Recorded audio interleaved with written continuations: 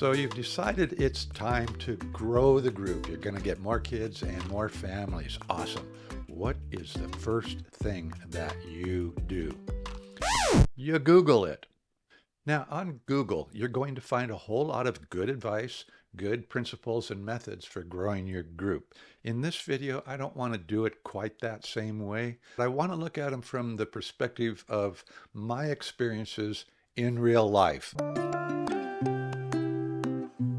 Now, when I was in a youth group as a high school student, Pastor Vaughn was the leader, and he came up with a principle that I think is really, really good if you want to grow a group. Now, this is not for the little kids, but for the older kids. They're looking for entertainment. They're looking for stuff to do. And his principle was one major event a month and one minor event a month. One of the major events that he would do would be to drive us all down into Baja, California, and we'd camp out on the cliffs there and go surfing. We'd surf the day we got there. At night, we'd have a bottle rocket fight. Then in the morning, we would surf again. And then we would go to an orphanage or two and feed the kids, or even take them to the shoe store to buy them new shoes and whatnot. And that was a major event. And boy, it did draw people, especially surfers, of course. But it was meaningful at the same time because we were doing service to God in the orphanages. Even the non-Christian kids that came with us were involved in that, and they got to see for themselves. A minor event, and Vaughn did these actually weekly, in fact, twice a week for many years.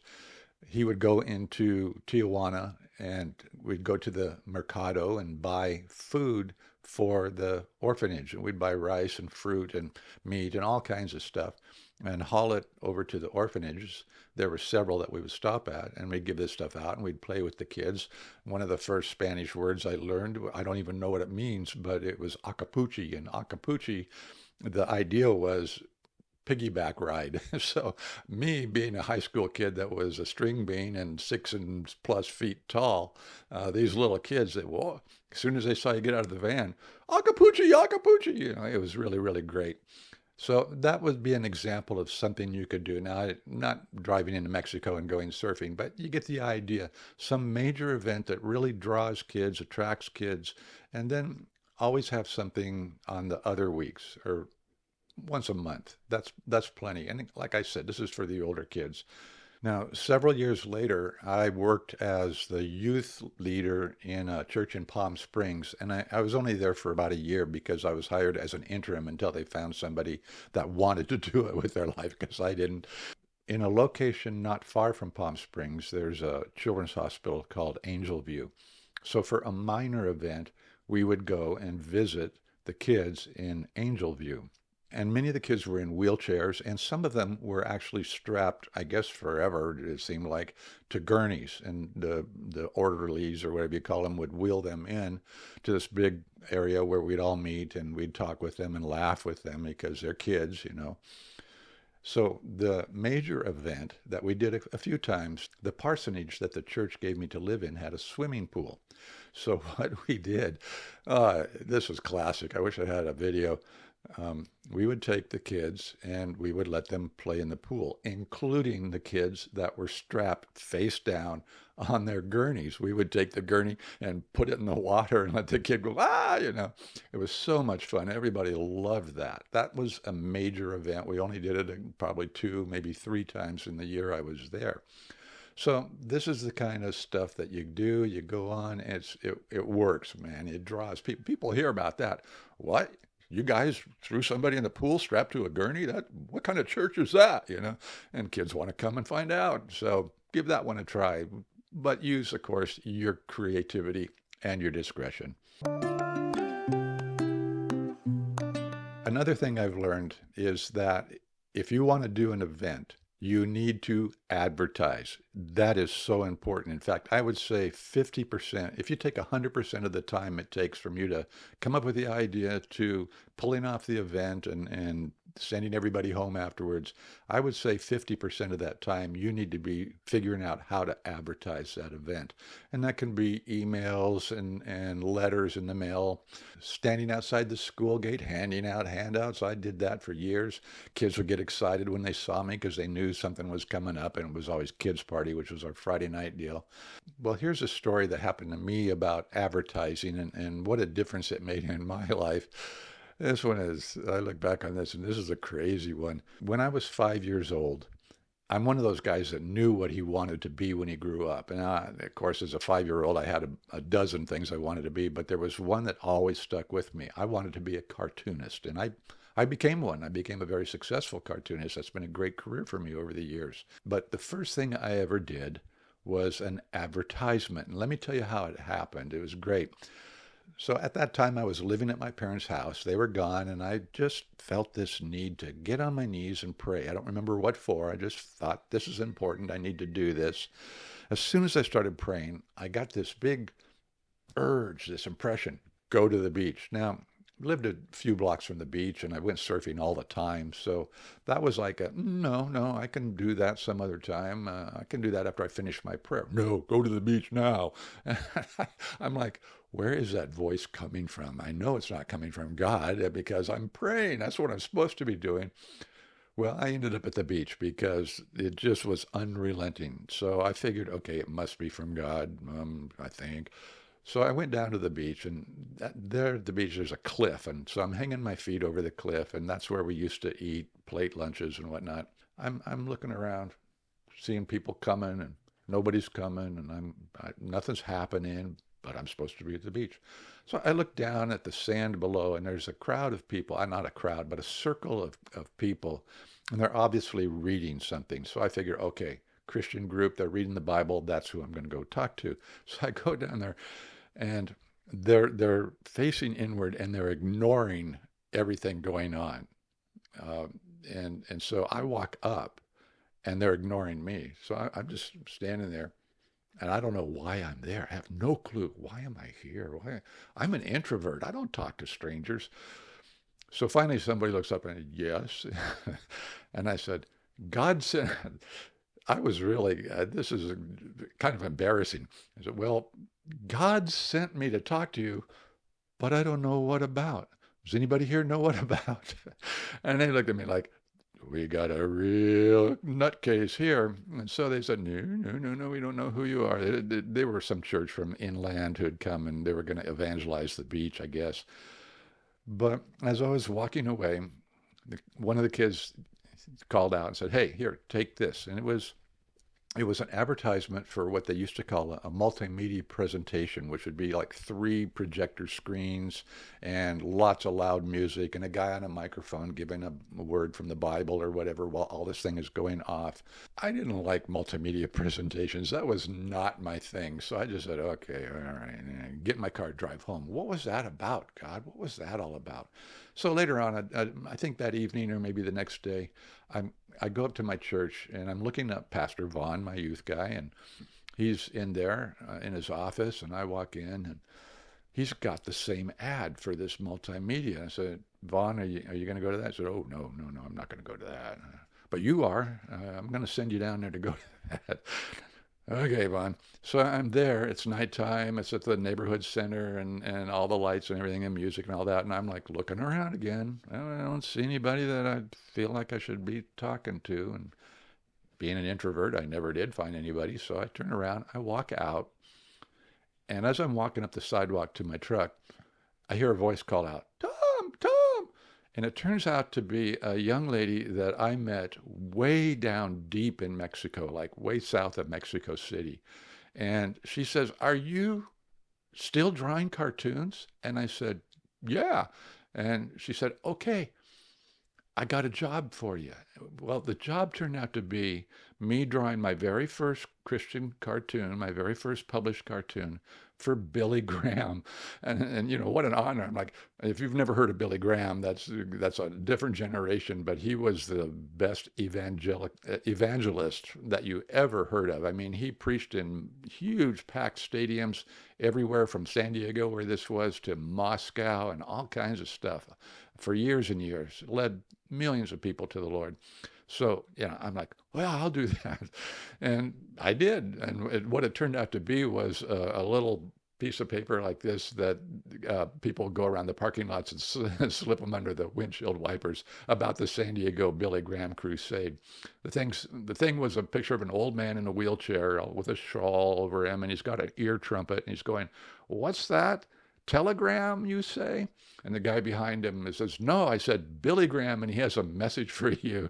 And they printed 10,000 of them, and they put them out, and who knows? Maybe that advertisement actually led to somebody finding Jesus. I don't know. You don't know. Who knows? Maybe find out in heaven. But that's the power of advertising, if you will. So whatever it takes, get it into the kids' hands. Say, this is what we're doing. We're going to be doing this on this date at this time. If you need a ride, we'll send the van. Or whatever it is you can do to get those kids into your events. Then, of course, you have to have a really good event.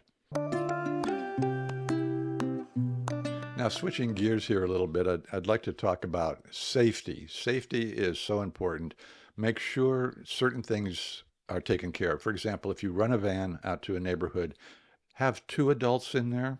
Also, always run the same van if you can to the same area if you're doing multiple events so that the kids recognize it so they don't get onto somebody's vehicle that they shouldn't be getting into.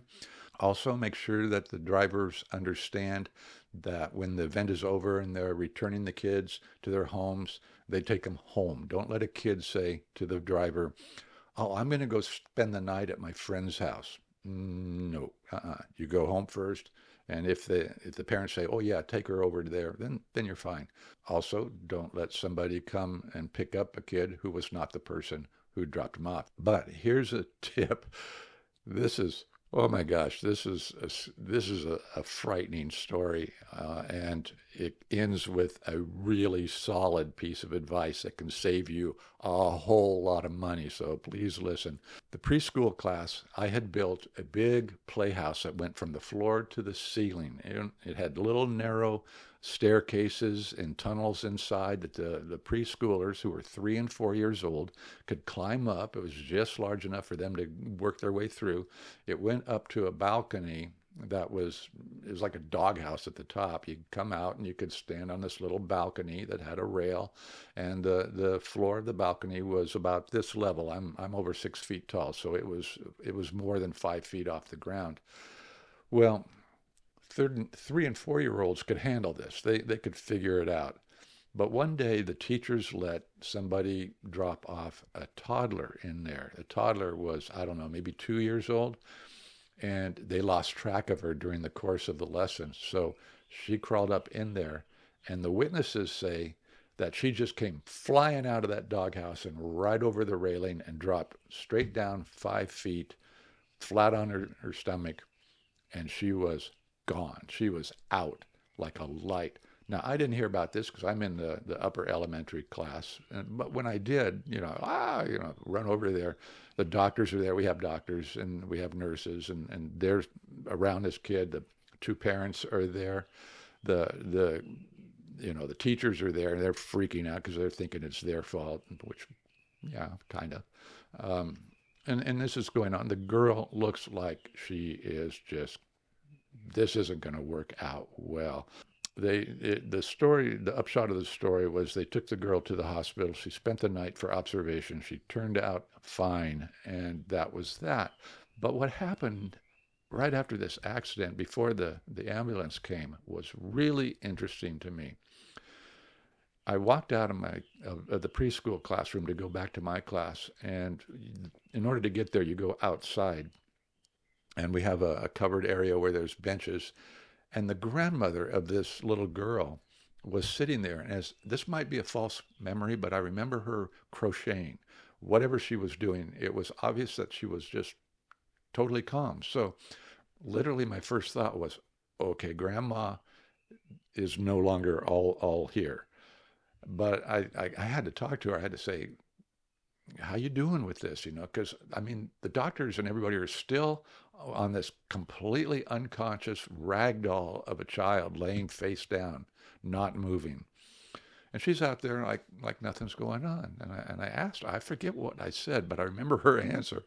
It was awesome. She said, you know what? Her grandfather and I founded a church out in the middle of nowhere in Alaska, and we've been running that church for 40 years. The nearest clinic is 40 miles away. The nearest town with a hospital is 200 miles away. We have seen every single kind of medical problem there can be. And you know what? God always works it out. Whoa, I was totally blown away. I haven't forgot that to this day. Just that amazing faith. And this is the kind of in real life stuff you see when you're committed to a ministry like this. It's amazing. It's amazing. But yeah, here's the part that you really need to understand. I had built that playhouse. If that thing had gone bad and the people had sued the church, I would have been responsible and the church would have been responsible. We would have had to pay. What we learned from this is don't build your own stuff. Buy it. Buy it from a reputable construction company that's bonded, that makes children's playground toys or whatever, because then they're the ones that get sued. It might be a co-lawsuit, but they're the ones with the deep pockets. All right. Now that's a terrible truth, but that's just in real life. That's the reality. Well, if you're going to grow your group, you got to have some fun stuff for the kids to do. The best thing of all is multiple events. I did Kids Party for a period of about 20 years. When we first started, there was almost no competition from the local elementary schools except for the class play that would come at the end of the year. By the time we got done, and I'm sure it's the same now, there's a lot of competition. They started the A+ program, which was an afternoon after school thing. They started all kinds of get involved in this, do this, come and practice that, and join the band and everything. There's just so many things going on, and a lot of them are really quality. So if you're going to do multiple events, make sure you keep an eye on the school schedules, because you don't want to put the kids in the position of having to decide between going to your event and going to something that's fun at school. Now, we had a kid. This really amazes me. Now, you have to understand, I've been here for decades and decades in Hawaii. Hawaii really, really honors the hula dance. If you've ever seen the Merry Monarch Festival, that's competitive hula dancing that happens in Oahu, and it's amazing. There's so much talent. Well, we had a kid coming to my kids party program, tall, skinny as can be, and blonde, totally Norwegian kind of kid. And he stopped coming. He was involved, but then he started not showing up. So I saw him one Sunday. He came out on a Sunday, and I said, "Hey, where have you been?" And he goes, "Oh, I've been at the hula halau. Hula halau is school for dancing." And I said, "You're doing hula?" I said, "Yeah." And it was just seemed like such an anomaly to me.